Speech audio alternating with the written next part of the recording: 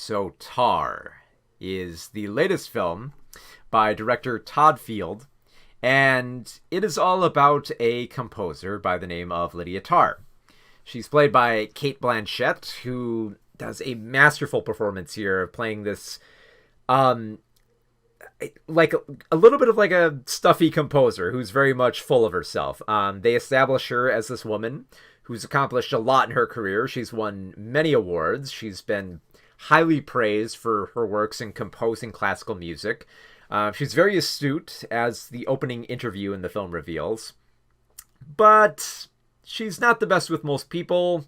She doesn't quite handle criticism well, and she's got a lot of skeletons in her closet.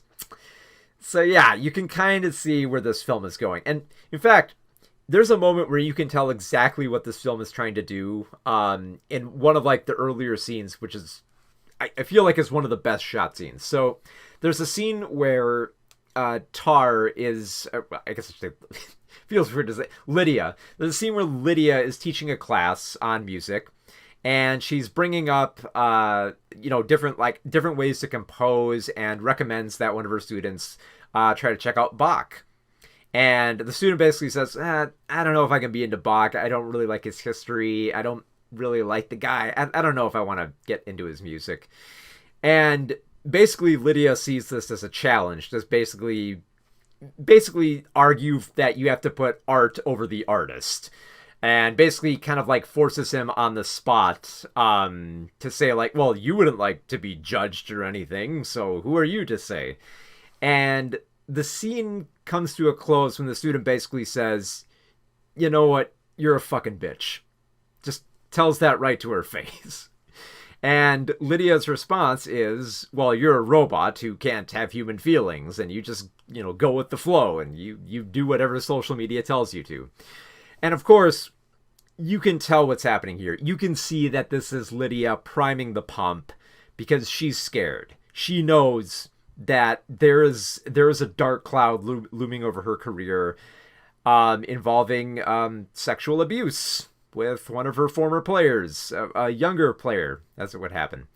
And I like how the film slowly reveals this. Like, we only see it mostly through, like, Lydia's paranoia and kind of, like, checking over her shoulder and having nightmares about being called out by different people. And they're very subtle. And the way that it slowly builds up as, like, she's trying to work new players into her orchestra while her life slowly, bit by bit, falls apart. And it's a little bit of like a rise and fall film, and then it has like a fourth act which reserves for Lydia trying to learn and trying to find a way to build herself up.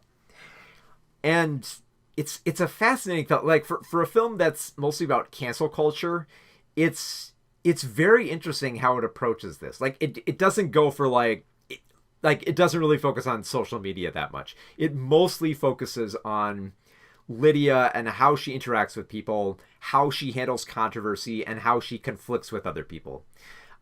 This is most evident with her assistant, Francesca, played by Noemi Merlant. And she's basically, like, Francesca is kind of trying to work her way up the ladder. Like, she's trying to, like, say everything that Lydia wants, be there for her, do everything that she needs, and hopefully maybe one day climb up to a higher spot in her orchestra. And that doesn't happen because she's easily replaced by, the next, younger prodigy who comes along. And of course, you can immediately suspect something's wrong here. She's taking way too much of an interest in the younger crowd. And even what I find is fascinating is even when she is taking an interest in this younger Russian cello player, there are still moments that aggravate her, that basically let her know that her time is up and that things are changing and that she can't adapt. And it's basically the way that the cellist kind of like controls herself and says that, I listened to this composer and I got inspired by this music. And then he's like, oh, well, where did you hear their music? Which record did you listen to? And the cellist is basically, oh, I just listened to it on YouTube. I listened to a few tracks on YouTube and then I played it and then, now I'm good. And it's one of those things that's like, it's kind of hard for Lydia to accept this.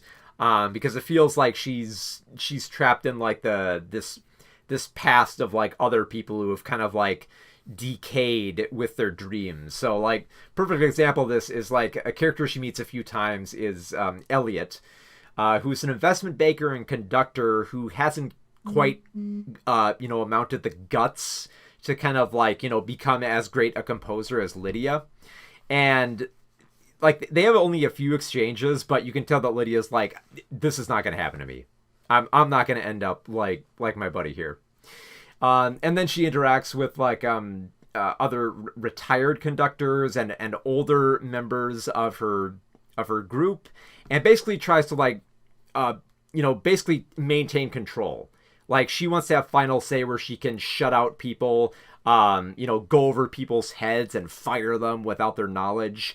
So when this all comes to bite her back, it's it happens so quick that you're almost kind of like astounded how quickly it mounts. Especially because like there's a suicide involved. There's this fear that she's being spied on.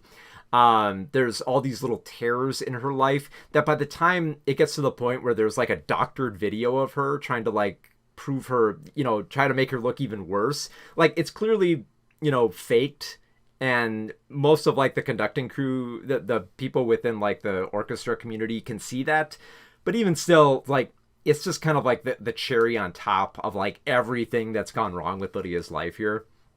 That it's interesting to just watch her fall. And I love the fact that the film sticks with her throughout this. Like there's rarely a moment where we leave Lydia's perspective. We're with her through this entire film, so we get to see everything that she sees and hears and feels, where even when it feels like she's composed and she has like great humor about her and that she can conduct herself well among people, she's highly unstable, in private. And to see that kind of like slowly bubble up and really explode in one sequence where she storms into like a conducting session that she was fired from, it's so extreme. That it's just, and it's fascinating to just like watch Cate Blanchett play this role where she's building this character up more and more and more to fall. And then when she finally does fall, like it's fascinating watching her kind of get back to her roots and try to find another gig and try to figure out what she loved about music beforehand, but also realize that there's a part of this culture of like, having power over people that she did not consider and comes back to bite her in the worst way. So yeah, it's very much a fall from grace, and it's surprising how this film manages to balance this little tiny bits of like dark humor here and there with just this almost kind of like surreal drama at times for like the fascinating directions that it goes into. Like there's an entire sequence where she's just running down a dark hallway, fearful that someone's after her, someone's over her shoulder, and we never quite see who it is. And there's so many more moments where she's always like, she goes out for runs all the time and she feels like there's someone behind her, there's someone just waiting for her to fall and stuff like that. That it's just like, it's great that it never like fully like pays off. Like there actually is someone behind her. Like it's all just these elements in her head that keep growing and festering that ultimately bring about the end of her career. And it's just like the way it's shot, like all like the different scenes of, like the theater and her, her stylish household. Also she has an interesting dynamic with her family, which I felt was kind of interesting. Her with her wife and her child, who both have specific ailments. Like her wife has to is basically sickly and kind of like needs surgeries, while her daughter has this problem with she can't quite get to sleep because there's like a twitch within her, like her foot. All these like small little mannerisms that create all these little details in her life. It's just like there's such attention to every little aspect of Lydia's life, and it proceeds so like, this film is like, it's almost 3 hours long and it's edited so perfectly. Like there rarely feels like a moment where it's like it's wasting time, where it's like even scenes that are like trips to like where she like jettisons off to like New York and travels back and forth from Germany and conducts at like the separate apartment and has to go back and forth towards the theater to arrange everything. It cuts so quick between all that. Like her stop in New York where she briefly considers, you know, more or less considers having sex with her cellist, but is still kind of like paranoid about, you know, being discovered and what it's going to mean for her career. That sequence is so quick. It's so fast within it. And like there's so many great little moments that we get to linger on. Like Lydia at one point is confronted by a neighbor who asks for help and can't get it. And it ultimately ends to a dark end.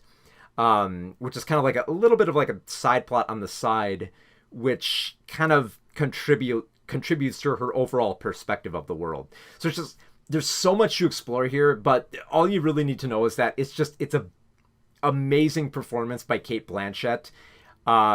This is probably one of my favorite performances of her, just because it's so multifaceted that she has to be this very, very like kind of like chipper and like accomplished composer, but also someone that you can't really trust.